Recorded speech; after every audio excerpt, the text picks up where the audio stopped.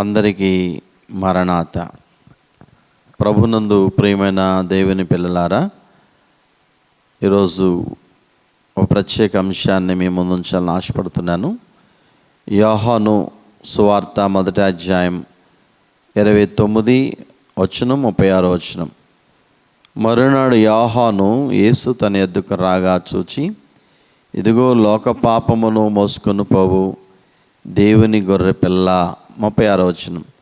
అతడు నడుచుచున్న యేసు వైపు చూచి, ఇదిగో దేవుని గొర్రె పిల్ల అని చెప్పాను. చిన్న ప్రార్థన. దయగల తండ్రి, చదవబడిన వాక్యంలో నుండి మీ ఆత్మ ద్వారా మాతో మాట్లాడి మహిమ పొందమని మంచి బోధకుడైన యేసయ్య నామమున వేడుకొనుచున్నాను పరమ తండ్రి, ఆమెన్. మన ప్రభువైన యేసుక్రీస్తు వారి కృప సమాధానం మీ అందరికీ కలుగును గాక, ఆమెన్. ప్రియమైన దేవుని పిల్లారా, ఈరోజు అంశం దేవుని గొర్రె పిల్ల, దివ్య లక్షణాలు, divine qualities of God's lamb. మరి ఈ గొర్రెపిల్ల యొక్క లక్షణం, ఈ గొర్రెపిల్ల యేసుక్రీస్తు ప్రభువే. ఈ లక్షణాల్లో కొన్ని అనుభవాలు మీతో పంచుకోవాలని ఆశపడుతున్నాను. మొదటి లక్షణం ఏంటంటే నిర్దోషమైనది లేక నిష్కలంకమైనది. The spotless ల్యామ్. నిర్దోషమైనది అనగా, నిష్కలంకమైనది అనగా కలంకము లేనిది, పవిత్రమైనది, స్వచ్ఛత, పరిశుద్ధత. పాత నిబంధనలో బలి అర్పణకు శరీరం లోపం ఉండకూడదు, మచ్చ, డాగు, జబ్బు అటువంటివి బలి అర్పణకు అవి యోగ్యమైనవి కావు. నిర్గమాకాండం 12వ అధ్యాయం 6-7 వచనాల ప్రకారంగా నిర్దోషమైన ఏడాది మగపిల్లలను తీసుకుని వాళ్ళను. కాబట్టి యేసుక్రీస్తు ప్రభు అనే లోక మానవులందరి పక్షముగా బలి చేయడానికి, శిలువ యాగము చేయడానికి దేవుని గొర్రె పిల్ల కూడా, మరి ఆయనలో కూడా కలంకము లేదు. యేసు ప్రభు కూడా పాపము లేని పరిశుద్ధుడు, జన్మ కర్మ పాపము లేదు ఆయనలో. పేతురు మొదటి పత్రిక 1వ అధ్యాయం 19-21 వచనాల్లో, అమూల్యమైన రక్తము చేత అనగా నిర్దోషమును నిష్కలంకమును గొర్రెపిల్ల వంటి క్రీస్తు రక్తము చేత విమోచింపబడతారని మీరు ఎరుగుదురు కదా అనే మాట. యేసుక్రీస్తు ప్రభు ఆయన రక్తము ఎలాంటిది, ఆయనలో ఏ దోషము లేదు, పరిశుద్ధుడు. హెబ్రీయులకు రాసిన పత్రిక 9:14-15 వచనాల్లో కూడా, నిత్యుడగు ఆత్మ ద్వారా తన్ను తాను దేవునికి నిర్దోషంగా అర్పించుకొని క్రీస్తు యొక్క రక్తం నిర్జీవికుని విడిచి జీవము గల దేవుని సేవించటకు మీ మనస్సాక్షిని ఎంతో ఎక్కువగా శుద్ధి చేయను. చూడండి, యేసుక్రీస్తు ప్రభు నిర్దోషి, ఆయన దోషము లేనివాడు, ఆయనలో ఏ దోషము లేదు, కలంకము లేనివాడు. హెబ్రీయులకు రాసిన పత్రిక 7వ అధ్యాయం 26వ వచనములో, పవిత్రుడును నిర్దోషియు నిష్కల్మషుడును పాపుల్లో చేరక ప్రత్యేకంగా ఉన్నవాడును ఆకాశమండల కంటే మిక్కిలి హెచ్చైన వాడునైనా ఇట్టి ప్రధాన యాజకుడు మనకు సరిపోయినవాడు. యేసుక్రీస్తు ప్రభు పవిత్రుడు, దోషము లేనివాడు. అందుకే యోహాను 8:46, నాలో పాపం ఉన్నదని మీలో ఎవడు స్థాపించును అని అన్నాడు, ఛాలెంజ్ చేశాడు ప్రభు. రెండవదిగా మౌనంగా ఉండునది, ద సైలెంట్ ల్యామ్. యెషయా గ్రంథం 53:7 ఈ గొర్రెపిల్ల మరొక లక్షణం. అతడు దౌర్జన్యం నొందెను, బాధింపబడినను అతడు నోరు తెరవలేదు. వదకు తేబడు గొర్రెపిల్లయు బొచ్చు కత్తిరించవనేది గొర్రెయు మౌనంగా ఉన్నట్లు అతడు నోరు తెరవలేదు. చూడండి, ఈ గొర్రెపిల్ల చాలా మౌనంగా ఉంది. మత్తయి సువార్త 27:12-14 వచనాల వరకు, ప్రధాన యాజకులను పెద్దలను ఆయన మీద నేరం మోపినప్పుడు ఆయన ప్రత్యుత్తరమేమి ఇయ్యలేదు. కాబట్టి పిలాతు, నీ మీద వీరిని నేరం మోపుచున్నారు, నీ వినలేదా అని ఆయన అడిగాను. అయితే ఆయన ఒక్క మాటకైనా తనకి ఉత్తరం ఇయ్యలేదు కనుక అధిపతి మిక్కిలి ఆశ్చర్యపడాను. గొర్రెపిల్ల వదకు తీసుకుని వెళ్ళేటప్పుడు ఎదురు తిరగదు లేదా అరవదు, ఇది విధేయత గుర్తు.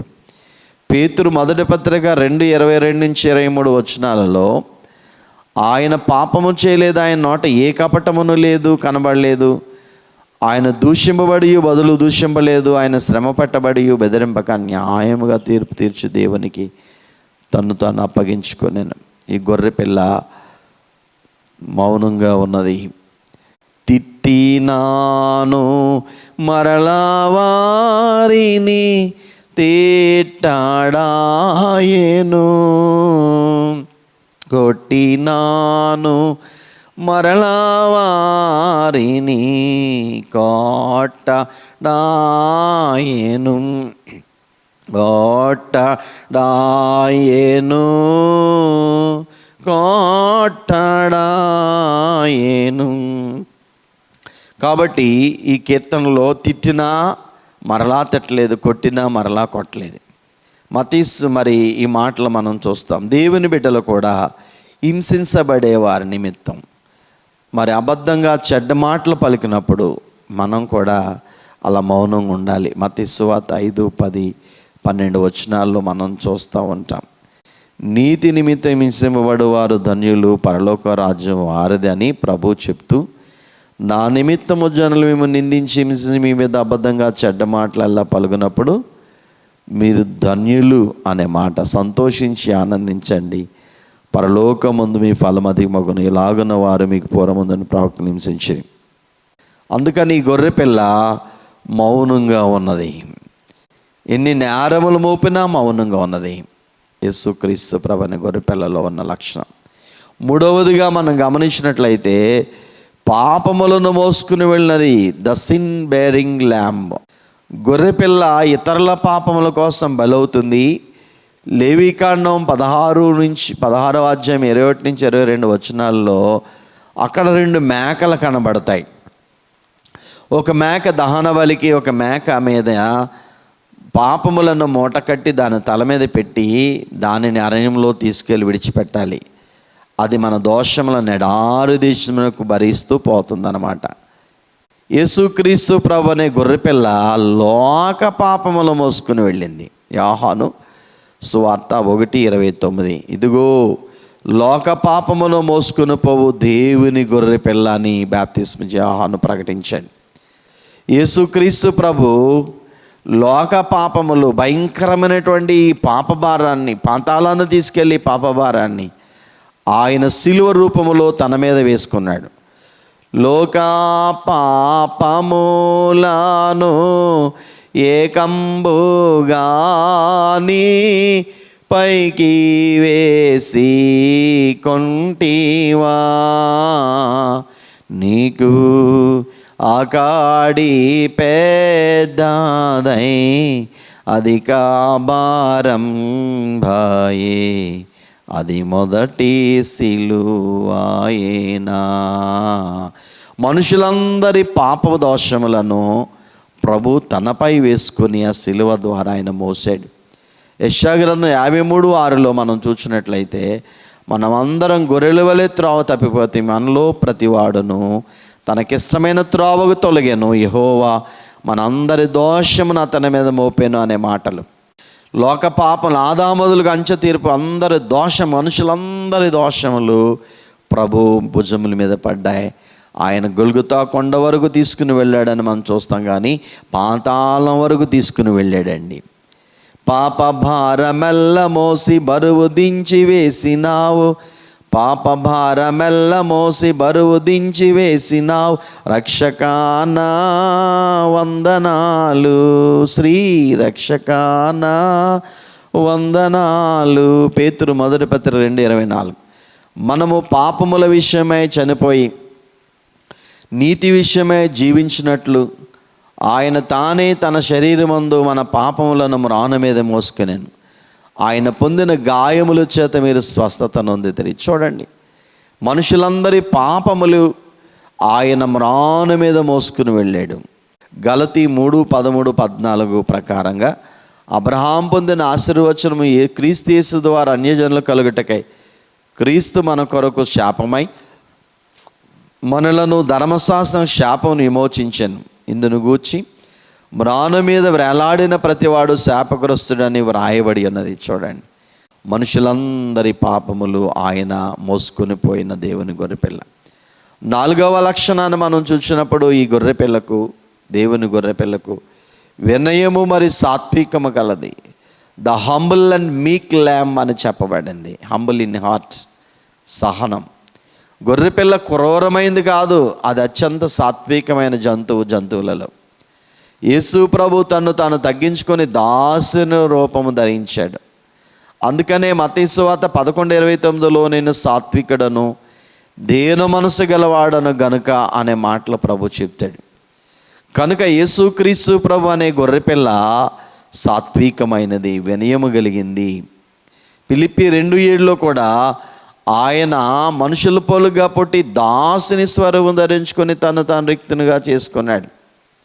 ఆ గొర్రెపిల్ల మనం చూస్తాం. 5వదిగా విధేయత కలిగింది. The obedient ల్యామ్, faithful unto death. చూడండి, గొర్రెపిల్ల కాపరి మాటకు లోబడుతుంది, వెంబడిస్తుంది. యోహాను 10:3-4 ప్రకారంగా. మరి గొర్రెలు అతని స్వరం వినును, అతడు తన సొంత గొర్రెలను పేరు పెట్టి పిలిచి వాటిని వెలుపలికి నడిపించును. గొర్రెలు అతని స్వరం ఎరుగును అనే మాటలు మనం చూస్తాం. కాబట్టి ఈయనే ఒక కాపరి అయినప్పటికీ నేను ఒక గొర్రెపిల్లగా పోల్చబడినప్పుడు తండ్రైన దేవునికి గొర్రెపిల్ల లోబడిందండి. తండ్రి మాటకు, తండ్రి చిత్తానికి విధేయత చూపింది. ఆయన ఏ ఉద్దేశం కొరకు ఈ లోకానికి పంపాడో అది నెరవేర్చడానికి తండ్రి ఇష్టమునకు మరణం వరకు విధేయత చూపారు. చూడండి, ఫిలిప్పీలకు రాసిన పత్రిక 2:8 మరియు ఆయన ఆకారమందు మనుషుడిగా కనబడి మరణం పొందినంతగా, అనగా సిలువ మరణం పొందినంతగా విధేయత చూపిన వాడే తను తాను తగ్గించుకొనెను. హెబ్రీయులకు రాసిన పత్రిక 5:7-8 ప్రకారంగా శరీరధారి అయిన దినములలో మహారోదనముతోనూ కన్నీళ్లతోనూ తను మరణము నుండి రక్షింపగలవానికి ప్రార్థనలను యాచనలను సమర్పించి భయభక్తులు కలిగినందున ఆయన అంగీకరింపబడెను. ఆయన కుమారుడైనయు తాను పొందిన శ్రమల వలన విధేయతను నేర్చుకునేను. ఎంత మంచి అనుభవం! క్రైస్తవుడిగా నీవు నేను పరలోక తండ్రికి విధేయులమై ఉండాలి, భూలోకపు తల్లిదండ్రులకు విధేయులమై ఉండాలి, అలాగే ఆత్మీయ తల్లిదండ్రులు కూడా మనం విధేయులమై ఉండాలి. లూకాసు సువార్త 2:58లో అంతటా ఆయన వారితో కూడా బయలుదేరి నజరేతుకు వచ్చి వారికి లోబడి ఉండేను. ఆయన తల్లి సంగతులన్నిటి తన హృదయంలో భద్రం చేసుకొనని. చూడండి, యేసుక్రీస్తు ప్రభు పరలోక తండ్రికి విధేయత చూపాడు. భూమి మీద తండ్రిగా పిలువబడినటువంటి యోసేపును కూడా ఆయన లోబడ్డాడు తల్లిదండ్రులకు. ఎంత మంచి అనుభవం! అలాగే మనం ఎఫెసీ 6:1 ప్రకారంగా, పిల్లలారా ప్రభునందు మీ తల్లిదండ్రులకు విధేయులై ఉండండి, ఇది ధర్మమే అంటాడు. మన కన్న తల్లిదండ్రులను కూడా మనం గౌరవించాలి, విధేయత చూపాలి. అలాగే మనల్ని ఆత్మీయంగా రక్షణలోనికి తీసుకొచ్చి కన్న తండ్రి మన సంఘ కాపరి. ఆ ఆత్మీయ తండ్రికి కూడా మనం విధేయత చూపించాలి. కొరింథీ 1 లేఖ 5:7-8 మీరు పులిపిండి లేని వారు గనుక క్రొత్త ముద్దవుటకే ఆ పాతదైన పులిపిండిని తీసిపారాడు. అంతేకాక క్రీస్తు అనే మన పస్కా పశు వధింపబడెను అనే మాట. ఈ గొర్రెపిల్ల సర్వమానవాళి పాపశాపములు, నిత్య మరణం, పాతాలను విమోచించడానికి కల్వరి సిలువలో ఇన్ని దివ్య లక్షణం కలిగిన గొర్రెపిల్ల మానవులందరి పక్షముగా వధించబడి రక్తం చిందించి మన స్థానములో గొర్రెపిల్ల మరణించింది. యెషయా గ్రంథం 53:10 అతను నలుగొట్టుకు యెహోవాకి ఇష్టమాయెను, ఆయన అతనికి వ్యాధి కలుగు చేసిన అతడు తను తాను అపరాధ పరిహారార్థ బలి చేయగా అతని సంతానము చూచును, అతడు దీర్ఘాయుష్మంతుడగును, యెహోవా ఉద్దేశములు అతని వల్ల సఫలమగునని. కనుక ఆయన మన అపరాధములకు బలి చేశాడు. యెషయా గ్రంథం 53:7లో కూడా అతడు దౌర్జన్యం నొందెను, బాధెమ్మడును, అతను నోరు తెరవలేదు. వదకు తేబడు గొర్రెపిల్లయు బొచ్చు కత్తిరించు అనేది గొర్రెయు మౌనంగా ఉన్నట్లు అతను నోరు తెరవలేదు. చూడండి, అంత మౌనంగా ఉండి మన పక్షంగా వధించబడ్డాడు. సిలువ వేసినప్పుడు, కొరడా దెబ్బలు కొడుతున్నప్పుడు, చంపినప్పుడు, అన్యాయపు తీర్పు తీర్చినప్పుడు, నేరములు మోపినప్పుడు మౌనంగా ఉన్నాడు.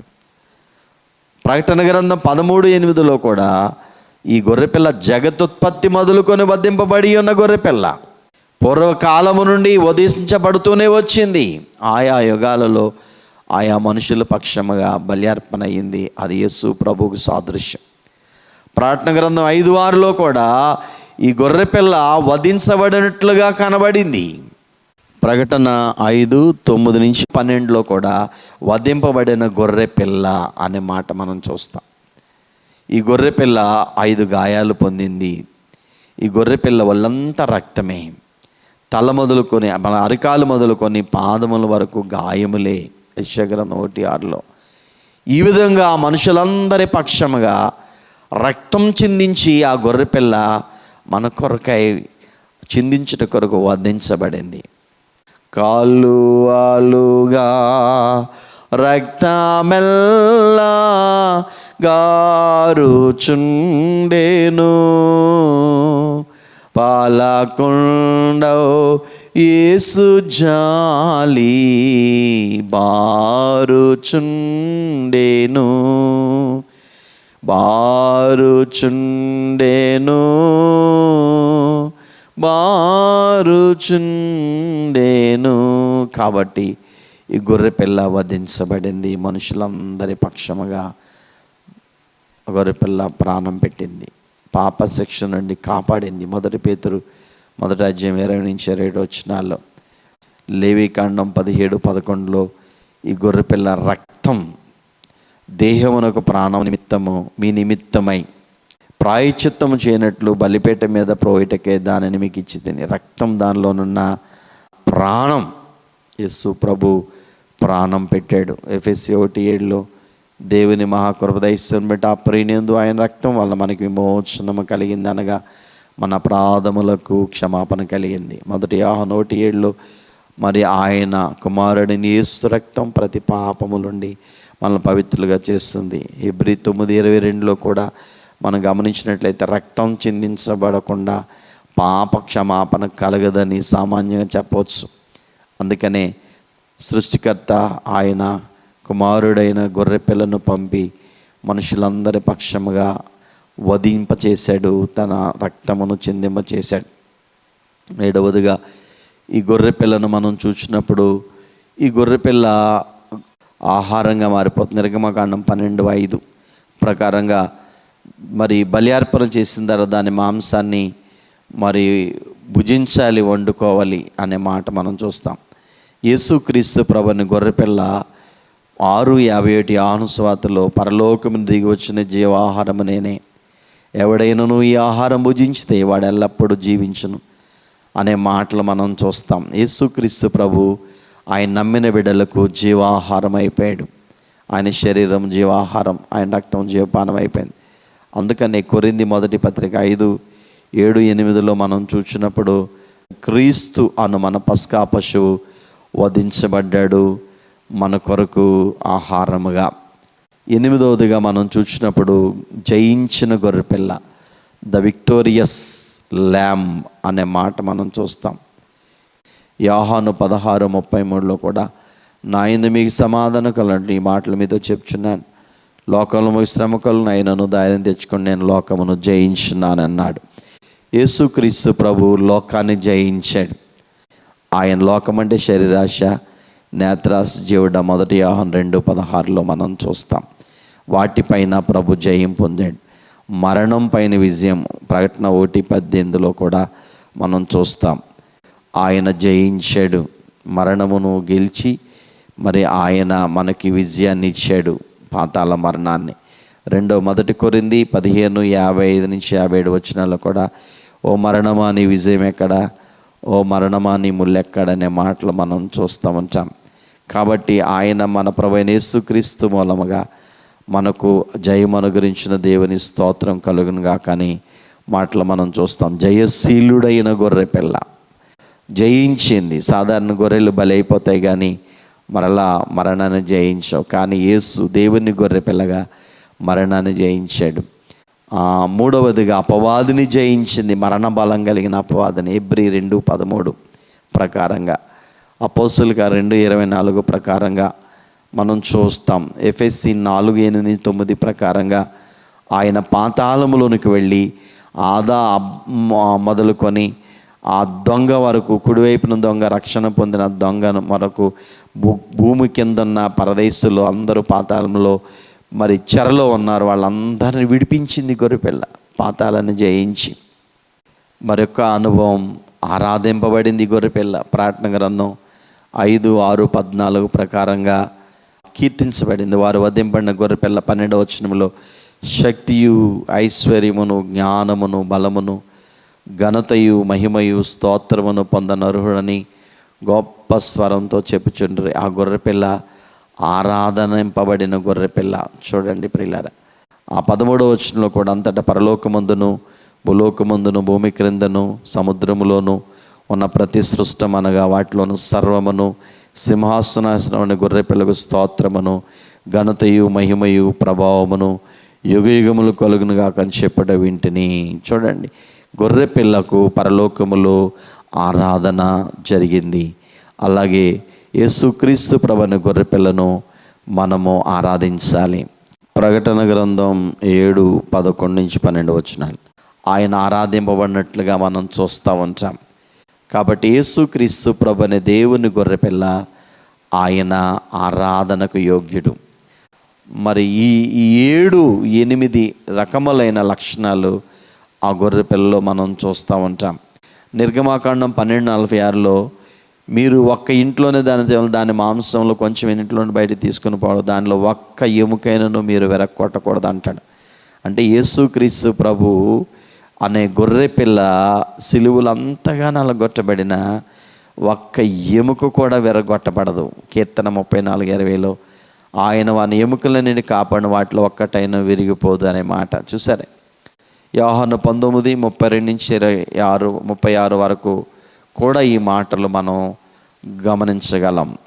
కాబట్టి దేవుని గొర్రెపిల్ల యొక్క దివ్య లక్షణాలు, మొదటగా నిర్దోషమైనది అనక నిష్కలంకమైంది, పరిశుద్ధమైంది. రెండవదిగా మౌనంగా ఉండినది. మూడవదిగా మన పాపంలో మోసుకుని వెళ్ళినది. నాలుగవదిగా వినయం మరి సాత్వికం కలిగింది. ఐదవది విధేయత కలిగింది. ఆరవది వధించబడింది. ఏడవది ఆయన నమ్మిన బిడ్డలకు ఆహారం, జీవాహారంగా మారిపోయింది.